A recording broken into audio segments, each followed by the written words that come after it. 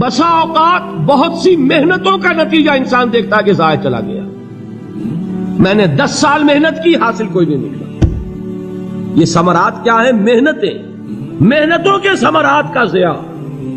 کوشش آپ نے کی، قسمت کی خوبی دیکھی ہے، ٹوٹی کہاں کمن، 2-4 ہاتھ جب کے لبے بام رہ گئے. Be prepared. ایک شاعر کے یہ اشعار ہیں، وہ کمیونسٹ تھا، میں نام بھی نہیں لیتا، لیکن یہ کہ یہ اسی انقلابی، چونکہ ان کا بھی ایک انقلابی نظریہ ہے، انقلابی عمل میں یہ سارے مراحل آتے ہیں. کوئی سیٹ بیک آیا فرض کیجئے، کوئی ناکامی ہو گئی، تو اپنے ساتھیوں کو دل بندھانے کے لیے یہ فصل امیدوں کی ہمدم اس بار بھی غارت جائے گی، سب محنت صبحوں شاموں کی اب کے بھی اکارت جائے گی. میرے نبی کے ثمرات کا جو لفظ یہاں آیا ہے، وَنَقْصٍ مِّنَ الْأَمْوَالِ وَالْأَنفُسِ وَالثَّمَرَاتِ، سب محنت صبحوں شاموں کی اب کے بھی اکارت جائے گی.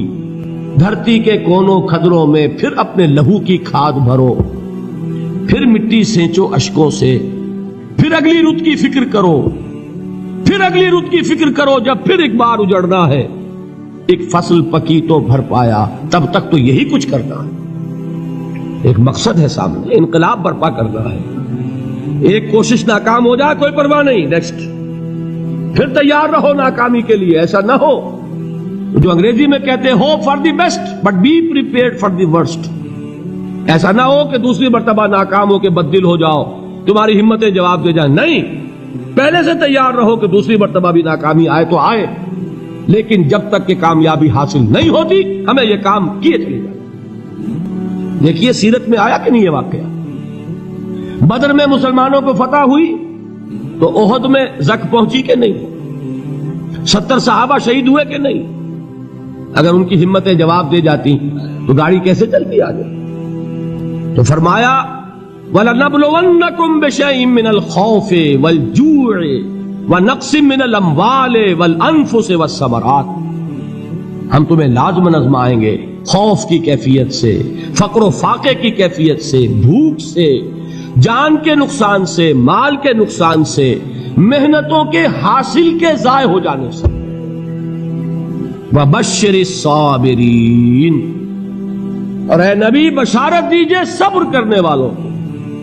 الَّذِينَ إِذَا أَصَابَتْهُمْ مُصِيبَةٌ، وہ کہ جب ان پر کوئی تکلیف آئے، کوئی مصیبت آئے، کوئی آزمائش آئے، قالوا انا للہ وانا الیہ راجعون، وہ یہ کہیں کہ ہم اللہ ہی کے ہیں، اللہ ہی کی طرف لوٹ جانا ہے. یہ وہی انداز ہے جو میں نے فارسی کا شعر سنایا تھا آپ کو کہ سر تسلیم خم ہے جو مزاج یار میں آئے. وہ ہمارا مولا ہے، ہمارا آقا ہے. اگر اسے یہی منظور ہے تو ہمیں بھی یہی منظور ہے. میں نے تسلیم و رضا کی بات کی تھی نا، آپ کو کچھ شعر سنائے تھے. ایک شعر اور سنیے، اور یہ کس کا ہے؟ محمد علی جوہر کا. ایک مرتبہ جیل گئے، ان کی ایک بیٹی جوان بیمار ہوئی، فوت ہو گئی. باہر چھوڑا انگریز نے، جاؤ بھائی دفن کر دو بیٹی کو. دوسری مرتبہ جیل گئے، دوسری جوان بیٹی اسی مرض میں مبتلا ہوئی.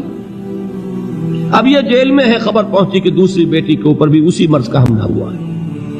ایک نظم لکھی ہے جس کا آخری شعر یہ ہے، تیری صحت ہمیں منظور ہے لیکن اس کو نہیں منظور تو پھر ہم کو بھی منظور نہیں.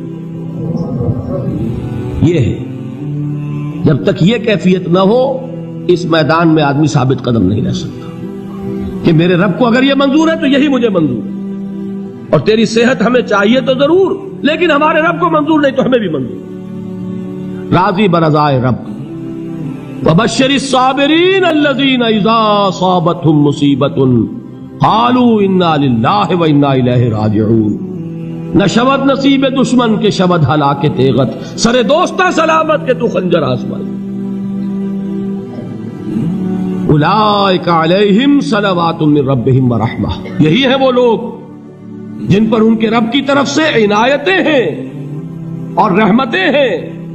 وَأُولَٰئِكَ هُمُ الْمُهْتَدُونَ، اور یہی ہے وہ لوگ جو کامیاب ہونے والے ہیں، ہدایت پانے والے، ہدایت یافتہ. اسی سورہ بقرہ میں ذرا آگے چل کر، یہ تو ہے 20واں رکوع، 19واں رکوع، 21वें रुकू की पहली आयत है, लैसल बिर्रा अन तुवल्लू वजूहकुम क़िबल अल-मशरिक़ वल-मग़रिब वलाकिन्नल बिर्रा मन आमन बिल्लाहि वल यौमिल आखिर वल मलाइकति वल किताबि वन नबिय्यीन व आतल माल अला हुब्बिही ज़विल क़ुर्बा वल यतामा वल मसाकीन व इब्नस सबील वस्साइलीन व फिर रिक़ाब व अक़ामस सलात व आतज़ ज़काह वल मूफ़ून बिअहदिहिम इज़ा आहदू वस्साबिरीन फिल बासाए वद्दर्राए व हीनल बास। अब ये आयत जो है सूरतुल अस्र में जो मज़ामीन आए थे सारे इसमें मौजूद हैं। वहां ईमान का लफ्ज आया, यहां 5 ईमानियात की तफसील आ गई, अमाल की तफसील आई, और आखिरी बात वहां क्या है, वतवासौ बिस्सब्र, और यहां क्या है, वस्साबिरीन फिल बासाए वद्दर्राए व हीनल बास। और सब्र करने वाले, असल नेकी उनकी है जो सब्र करें, किसमें, जंग के वक्त, जर्राए, बासाए, बासा कहते हैं फक्र और फाका, वाहिद आएगा बास तो उसके मानी जंग, और बासा जमा में आएगा तो फाका, फक्र, भूख, और जर्राए जिस्मानी तकलीफ, जरर, जिस्मानी तकलीफों में सब्र करने वाले, फक्र और फाके में सब्र करने वाले, और जंग के वक्त सब्र करने वाले, उलाइका अल्लज़ीना सदक़ू व उलाइका हुमुल मुत्तक़ून। ये है वो लोग जो सब्र करने वाले हैं, ये है जो सच्चे हैं, जो अपने दावे में नेकी के और ईमान के सादिक हैं, और यही वो लोग हैं जो मुत्तकी। अगली सूरत है सूरह आले इमरान, उसमें 2 लफ्ज़ आए हैं, आखिरी आयत, या अय्युहल्लज़ीना आमनू अस्बिरू व साबिरू व राबितू वत्तकुल्लाह लअल्लकुम तुफ्लिहून। देखिए यहां सब्र और साबिर जो ताल्लुक जोहद और जिहाद का है वही है सब्र और मुसाबरत। सब्र एक तरफा अमल है, आप झेल रहे हैं, बर्दाश्त कर रहे हैं, सब्र अनिल मासिया, सब्र अला ताआ, सब्र अनिल इब्तिला, ये सब क्या है, सब्र। और मुसाबरत क्या है, सब्र का सब्र से मुकाबला। ये सूरह आले इमरान, अब वक्त नहीं है, मैं आपको सुनाता अल्लाह ताला ने कैसे कैसे मुसलमानों से कहा, मुसलमानों तुम्हें ज़क पहुंची है तो उन्हें भी तो पहुंची थी, उनके 70 नहीं मारे गए थे बदर में, उनके हौसले जो हैं वो तो पस्त नहीं हुए, वो अगले साल आ गए तुम पर चढ़ाई करके, तुम क्यों इतना बुरा मान रहे हो, तुम्हारे दिल इतने जख्मी क्यों हो गए, तुम्हें तकलीफ पहुंचती है तो उन्हें भी पहुंचती है। अपनी गैरत जो है हमें जरा उसका जायजा लेना चाहिए। लोग बातिल नजरियात के लिए कितनी कुर्बानियां दे रहे हैं, लोग बातिल चीजों के फरोग के लिए कितनी मेहनतें कर रहे हैं। जैसा कि मैंने अभी कहा था, उसी गैरत को चैलेंज करने के लिए, जरा आपकी हमीयत दीनी को जोश दिलाने के लिए, कादियानी नौजवान कितनी तादाद में अपने आप को दीन के लिए वक्फ करता है, और आप कितने नौजवान हैं जो अपने आप को दीन के लिए वक्फ करते हैं, और वो खाते पीते घरानों के लोग। ये नहीं है कि अगर कोई और काम नहीं कर सकता तो फिर यह है कि वो दीन के काम में लग जाए। बासलाहियत लोग, खाते पीते लोग, ज़हनी इस्तेदाद रखने वाले लोग, ऊंचे घरानों के लोग, वो वक्त करें अपने आप को दीन के लिए। उसके बगैर कैसे बाहर आ जाएगी, कैसे रौनक आ जाएगी। तो दुनिया में बातिल नजरियात वाले जो हैं, ये बात कही गई है, मुसलमानों तुम अगर तौहीद के लिए लड़ रहे हो, देखते नहीं अबू जहल को, उसने गर्दन कटवाई है शिर्क के लिए, शिर्क के लिए गर्दन कटवाए, और तुम तौहीद के लिए गर्दन कटवाने को तैयार न हो। उसने गर्दन कटवाई कि नहीं कटवाई, और किस तरह कटवाई है, क्योंकि बड़ा मुतकब्बिर किस्म का, फिरौन किस्म का शख्स था। जब गर्दन काटने लगे तो कहता है जरा नीचे से काटना, ताकि जब तुम नेज़े के ऊपर चढ़ाओ मेरे सर को तो ऊंचा नजर आए, मालूम हो सरदार का सर। वो बदबख्त मरते हुए भी जो उसकी कैफियत थी ना, उसको ज़हन में रखिए। तो ये उस लोगों ने कुर्बानियां दी, जाने दी, तो फरमाया अगर तुम उनसे ज्यादा कुर्बानी नहीं दोगे, ये जो नोट कर लीजिए इसको, मुजर्रद अगर हक को गालिब करना अल्लाह के जिम्मे हो तो आने वाहिद में गालिब कर देगा, तुम्हें तकलीफ ही देने की जरूरत नहीं। समझ रहे? क्या अल्लाह के मुकाबले में कोई बातिल की ताकत ठहर सकती है? ये तुम्हारे ईमान का इम्तिहान है یہ تمہارے خلوص کی آزمائش ہے، یہ تمہارے امتحان کا ثبوت درکار ہے کہ اللہ تعالیٰ دیکھنا چاہتا ہے تم اس کے لیے اپنی جانیں قربان کرنے کو تیار ہو کہ نہیں، تم اس کے لیے تلمن دن لگانے کو تیار ہو کہ نہیں۔ اور یہ جان لو کہ اگر کفار اور مشرکین اور ملحدین اور باطل نظریات والے وہ جو کچھ قربانیاں اپنے باطل نظریات کے لیے دے رہے ہیں ان سے زیادہ اگر تم نہیں دو گے تو حق غالب نہیں ہوگا۔ انہوں نے جو صبر کیا ہے اپنے باطل نظریات پر، اگر تم اس سے زیادہ صبر کا ثبوت نہیں دو گے اپنے اس حق پر تو حق غالب نہیں ہوگا۔ اس لیے فرمایا یا ایھا الذین آمنوا اصبروا وصابروا، نہ صرف یہ کہ صبر کرو بلکہ صبر میں اپنے دشمنوں سے آگے نکلو، ان کے صبر سے بڑھ کر صبر کرو۔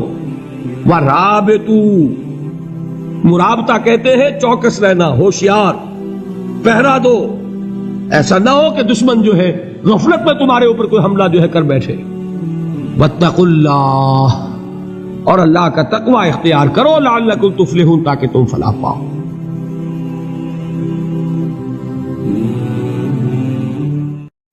کہ اللہ مسبب الاسباب ہے، وہ اسباب کا پابند نہیں ہے، وہ اسباب کا محتاج نہیں ہے، اسباب اس کے محتاج ہیں۔ اگر یہ یقین ہے تو اللہ پر ایمان ہے، یہ نہیں ہے تو تمہارا ایمان اسباب پر ہے، وسائل پر ہے، ذرائع پر ہے، مادیات پر ہے، اللہ پر نہیں۔ اس وقت کہاں راستہ تھا؟ کوئی راستہ تھا؟ سمندر ہے اور ادھر سے لشکر آ گیا ہے۔ کلا ان معی ربی سیہدین۔ اب دیکھیے ایمان کہہ دینا آسان ہے، ہوا معکم اینما کنتم، جہاں کہیں بھی تم ہوتے ہو اللہ تمہارے ساتھ ہوتا ہے، لیکن اس کا یقین قائم ہو جائے تو زمین و آسمان کا فرق واقع ہو جائے۔ یہی بات ہوئی حضور کے ساتھ۔ غار ہے، چھپے ہوئے ہیں محمد الرسول اللہ اور آپ کے وہ یار غار ابو بکر صدیق رضی اللہ تعالی عنہ۔ اقبال نے حضرت ابو بکر کی شان میں چند اشعار کہے صرف، لیکن واقعہ یہ ہے کہ بھاری بھاری نظموں پر اور قصیدوں پر بھاری، طویل ترین نظمیں اور قصیدے ہوں ان پر بھاری۔ ہمتیں ابو بکر کی ہمت جو ہے، کشت ملت را جو ابر، جیسے بارش سے کھیتی اپجتی ہے، ابو بکر کی ہمت اور عزیمت اس امت کو اسی طرح سینچنے والی ہے۔ ثانیے اسلام و غار و بدر و قبر،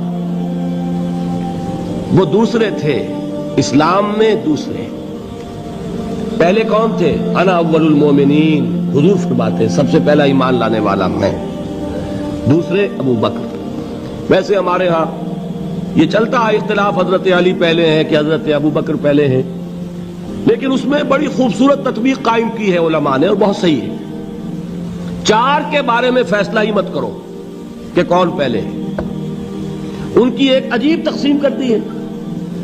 آزاد مردوں میں، بالغ مردوں میں سب سے پہلے ابو بکر، بچوں میں سب سے پہلے علی، خواتین میں سب سے پہلے خدیجہ، اور غلاموں میں سب سے پہلے زید ابن حارثہ۔ بڑی پیاری تقسیم ہے، یہ چاروں ہی پہلے ہیں، ہر ایک کے لیے اولیت ہے۔ اور واقعہ یہ ہے کہ اگر زمانی اعتبار سے تعین ہوگا تو پہلے خدیجۃ الکبریٰ آئیں گی رضی اللہ تعالی عنہ، کسی اور سے بات کرنے کی نوبت بعد میں آ سکتی ہے، پہلے تو اہلیہ محترمہ سے بات ہوئی، آتے ہی پہلی وحی ہوئی ہے، ابھی تبلیغ کا حکم نہیں تھا۔ کس کو بتایا واقعہ؟ ابھی اپنی نبوت کی تبلیغ کا تو حکم ہی نہیں آیا۔ واقعہ کس کا ہے؟ وہ خدیجہ کا ہے۔ جب کہا ہے کہ خشیت علی نفسی، مجھے اپنی جان کا اندیشہ ہے، تو کیا جواب دیا خدیجہ نے رضی اللہ تعالی عنہا؟ وہ صدیقۃ الکبریٰ ہے، صدیقات جو ہے خواتین ان میں چوٹی پر خدیجۃ الکبریٰ ہے رضی اللہ تعالی عنہا، اور صدیق جو مرد ہیں ان میں صدیق اکبر ہے ابو بکر صدیق رضی اللہ تعالی عنہ، لیکن صدیقات میں چوٹی پر۔ جب حضور نے فرمایا خشیت علی نفسی، کیا فرمایا؟ کیا عرض کیا؟ کیسے تسلی دی؟ نہیں نہیں، اللہ آپ کو ضائع نہیں کرے گا، آپ غریبوں کے ہمدرد ہیں، آپ مساکین کے تکالیف رفع کرنے والے ہیں، آپ بیواؤں کی سرپرستی کرتے ہیں، آپ مسافروں کی خدمت کرتے ہیں، اللہ آپ کو ضائع نہیں کرے گا، یہ یقین ہے اس خاتون کے اندر۔ خیر وہ ایک علیحدہ بات ہو جائے گی۔ میرے دل پر حضرت خدیجہ رضی اللہ تعالیٰ عنہ کی شخصیت کا بڑا گہرا نقش ہے، جو وہ کوئی اور ہی وقت اور موقع ہوا تو بیان ہوگا۔ بہرحال اقبال نے ایک مصرے میں جو 4 اولیتیں جمع کر دی ہیں، ہمتیں او کشت امت را چو ابر، ثانی اسلام و غار و بدر و قبر۔ اسلام میں حضور کے بعد پہلے کون؟ ابو بکر۔ غار میں حضور کے ساتھ کون؟ ابو بکر۔ بدر کی رات اللہ کا رسول سر بسجود، وہ جھاڑ وہ گھاس پھوس کی جو جھوپڑی بنائی گئی تھی، اور وہاں تلوار ننگی لے کر پہرا دینے والا کون؟ ابو بکر۔ اور اس حجرہ عائشہ میں محمد کے بعد سب سے پہلے دفن ہونے والا کون؟ ابو بکر رضی اللہ تعالی عنہ وصلی اللہ علیہ وسلم۔ وہ جو معاملہ میں سنا رہا تھا غار ثور کا، حضرت ابو بکر بھی حضور کے خیال سے لرز گئے ہیں۔ آپ کو یاد ہوگا کہ جا کر پہلے تمام جتنے سوراخ تھے انہیں بند کیا ہے، ایک سوراخ رہ گیا تھا جس کو بند کرنے کے لیے کوئی کپڑا نہیں تھا، وہاں اپنی ایڑی رکھی ہے، تب کہا ہے حضور سے تشریف لائیے، اور اپنے زانو پر حضور کو لٹایا ہے، اور وہاں کسی موذی جانور نے کاٹا ہے، حضور کی آنکھ لگ گئی تھی اس وقت، اس بل کے اندر جو بھی بچھو ہے کیا ہے واللہ عالم، اس نے کاٹا ہے، اس کی تکلیف کی وجہ سے ابو بکر کی آنکھوں سے آنسو ٹپک گئے، حضور کے چہرے مبارک پر پڑے ہیں، تو حضور جاگے ہیں، معاملہ کیا ہے؟ ایڑی نہیں ہٹائی وہاں سے، مبادا وہ جانور وہاں سے نکل کر محمد الرسول اللہ کو کوئی گزن پہنچا دے، ابو بکر کی ایڑی ہے، جس طرح چاہے کھا لے، ختم کر دے، جان نکل جائے تب کوئی آنچ آئے محمد پر تو آئے، لیکن جیتے جی نہیں۔ وہ ہے ابو بکر حضور کے خیال سے۔ اس وقت حضور نے پھر اپنا لعاب دہن لگایا ہے، اور اس سے پھر آپ کی تکلیف ختم ہوئی۔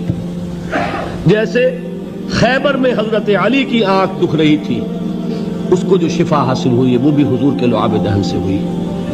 تو بہرحال اس وقت انہوں نے کہا ہے کہ اے نبی یا رسول اللہ، اگر اس وقت ان میں سے کسی نے غیر ارادی طور پر بھی اپنے قدموں کی طرف جھانک لیا تو پکڑے جائیں گے۔ کیا جواب تھا اللہ کے رسول کا؟ لا تحزن ان اللہ معنا، اللہ ہمارے ساتھ سے، کیوں گھبراتے ہو ابو بکر؟ یہ ہے ایمان باللہ، میرا مالک اللہ، میرا رازق اللہ، میرا محافظ اللہ، میرا مددگار اللہ، میرا پشت پناہ اللہ، میرا دوست اللہ۔ یہ دوستی ہے اللہ کی جو لب لباب ہے، حاصل ہے ایمان کا، اسی کا نام ولایت ہے۔ اولیاء اللہ کے سروں پر سینگ نہیں ہوتے، جس کے دل میں ایمان راسخ ہو چکا ہو وہی اللہ کا ولی ہے، جسے اللہ پر یقین ہو چکا ہے وہی اللہ کا ولی ہے، جسے یقین ہے اللہ میرے ساتھ ہے، میرا مددگار، میرا پشت پناہ، میرا ساتھی، میرا دوست، میرا محبوب، میرا محب۔ اللہ اہل ایمان سے محبت کرتا ہے، واللہ یحب الصادقین، ان اللہ یحب الذین یقاتلون فی سبیلہ صفا کانہم بنیان مرصوص۔ اللہ محبت کرنے والا، اہل ایمان محبوب، اور اہل ایمان محبت کرنے والے اللہ محبوب۔ والذین آمنوا اشد حبا للہ۔ آپ تصور کیجئے جسے یہ رشتہ ایمان یا رشتہ ولایت حاصل ہو جائے، الا ان اولیاء اللہ لا خوف علیہم ولا هم یحزنون، آگاہ ہو جاؤ، اللہ کے دوستوں کے لیے نہ کوئی خوف ہے نہ کوئی حزن ہے۔ اور میں بیان کر چکا تھا، خوف اور حزن کے خاتمے ہی کا نام امن ہے۔ زوال خوف، زوال حزن، یہ خوف اور حزن کیوں آتے ہیں بار بار؟ اللہ تخافوا ولا تحزنوا، دونوں آ گئے، الا ان اولیاء اللہ لا خوف علیہم ولا هم یحزنون، پھر وہی دو۔ وہ کیوں ہے؟ خوف ہوتا ہے کسی مستقبل کی بات کا، یہ نہ ہو جائے، وہ نہ ہو جائے، یہ نقصان نہ پہنچ جائے، یہ تکلیف نہ ہو، یہ گزن نہ آ جائے، خوف ہے مستقبل سے۔ حزن ہے یہ کیوں ہوا، یہ نہیں ہونا چاہیے تھا، یہ میرا فلاں چیز میرے ہاتھ سے جاتی رہی ہے، فلاں موقع نکل گیا، اب بیٹھے ہوئے ہیں اندر ہی اندر کڑ رہے ہیں، صدمہ ہے اور رنج ہے۔ اور جو اللہ پر ایمان رکھتا ہے وہ جانتا ہے ما اصاب من مصیبت فی الارض ولا فی انفسکم الا فی کتاب من قبل ان نبرأها ان ذلک علی اللہ یسیر لکی لا تعصوا علی ما فاتکم ولا تفرحوا بما آتاکم واللہ لا یحب کل مختال فخور. اس زمین میں یا تمہاری جانوں میں کوئی تکلیف کوئی مصیبت نہیں آ سکتی سوائے اس کے کہ جو اللہ نے لکھ دی ہو اس سے پہلے کہ وہ ظاہر ہو. جس کو یہ حقیقت معلوم ہو گئی اس کو یہ طرز عمل اختیار کرنا چاہیے. جو چیز چھن جائے جاتی رہے چھوٹ جائے اس پر افسوس نہ کرو. کس نے چھینی؟ دوست نے. دوست کے فیصلے پر شکایت. دوستی کو بٹا لگا رہے ہو. سرے تسلیم خم ہے جو مزاج یار میں آئے. اگر دوستی ہے تو پھر تو تمہیں گردن جھکانی چاہیے کہ ہر چہ ساقی ماریخت عین الطاف، جو بھی میرا ساقی میرے پیالے میں ڈال دے اس کا کرم ہے. جو اس کی طرف سے آئے اس پر کوئی رنج نہیں، کوئی صدمہ نہیں، کوئی غم نہیں، کوئی شکایت نہیں، کوئی شکوہ نہیں.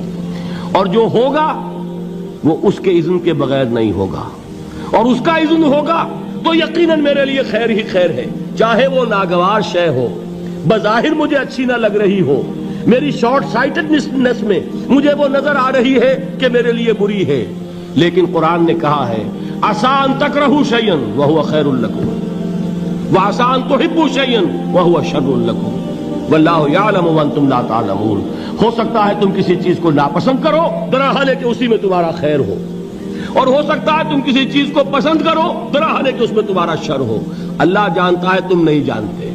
جب مجھے یہ بات معلوم ہو گئی میں نے اپنا معاملہ اللہ کے حوالے کیا.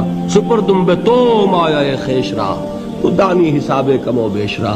اے رب جو تو چاہتا ہے وہ ہو. تیرے علم میں جو شے میرے لیے خیر ہے وہ ہو جائے. میری کوئی پسند نہیں، میری کوئی چاہت نہیں. یہ ہے راضی برضائے رب. اکبر الہ آبادی نے اسے کہا ہے رضائے حق پہ راضی رہ. یہ حرف آرزو کیسا؟ خدا خالق، خدا مالک، خدا کا حکم تو کیسا؟ جب میں آ گیا بیچ میں میری پسند، میری مرضی، میری خواہش، میری چاہت، یہی تو شرک ہے. ما شاء اللہ کان وما لم یشاء لم یکن. جو اللہ نے چاہا وہ ہوا، جو اس نے نہیں چاہا نہیں ہوا. اختیار اس کا ہے، میرا تو نہیں. رضائے حق پہ راضی رہے یہ حرف آرزو کیسا؟ خدا خالق، خدا مالک، خدا کا حکم تو کیسا؟ اقبال نے اسے کہا ہے فارسی میں. اب آپ کہیں اس کا ترجمہ بھی کرو تو وہ مجھے ذرا اس وقت کچھ بہت ہی بدذوقی کسی بات نظر آئے گی. جائیے پوچھئے کسی سے جسے فارسی آتی ہو. برو کشید ز پیچا کے ہست بود مرا چوک دہا کے مقام رضا کشود مرا. مجھے تو تمام پیچ و خم سے نکال دیا اس مقام رضا نے. میں راضی برضائے رب ہوں. جو فیصلہ اس کا میں اس پر راضی. تو کہاں کا حزن اور کس کا خوف؟ یہی زوال حزن اور زوال خوف، یہی ہے امن. یہ نتیجہ ہے ایمان کا. تو جان لیجئے یہ ہے لب لباب، یہ ہے حاصل ایمان کا. یہ ہے تو ایمان ہے، یہ نہیں ہے تو ایمان